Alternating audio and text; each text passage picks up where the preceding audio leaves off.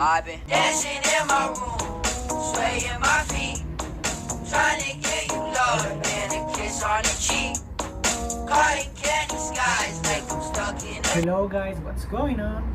Today I'm going to talk about a book that I really liked. It's a pretty cool book, I really like it.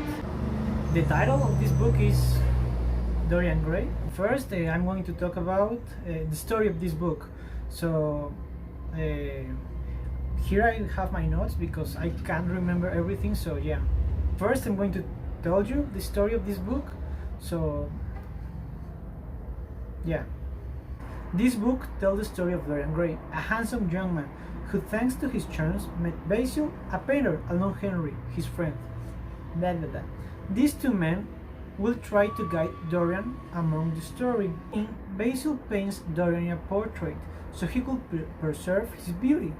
Yeah, because he's like really handsome. So when Basil painted this portrait, Dorian decided to keep it because he really liked it. But as the story moves on, Dorian noticed that from his actions the picture of the portrait changed and it gets more ugly. Really ugly, like it looks like trash. Yeah. In an attempt to revert this change, Dorian decides to hide the portrait like a long time. After the time passed, Basil asked Dorian to see the picture, the portrait, because he painted and he want to see it again. Yeah. When this happened, boom, Dorian kills Basil. He kills him with a knife. And to finish his offer from watching the ugly portrait, Dorian decided to the portrait with a knife. Like he cuts Basil, he cuts the portrait. Number 2. What I learned from this book? Well, I learned a lot of things. Yeah, this book was amazing. Sorry if I watched the screen of my computer, but I can't remember everything. This is like the 1000th shot of me recording this.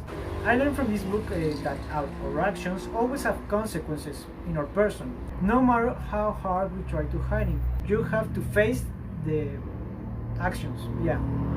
Number 3.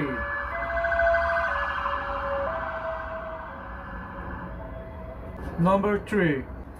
How can you apply this in your life? Well, I can apply this knowledge from the book in my life in a lot of ways. Yeah. Example of this is, it is possible to apply this learning in my life by accepting who we are, because that's how we are, and this is how we are going to be our rest of our life.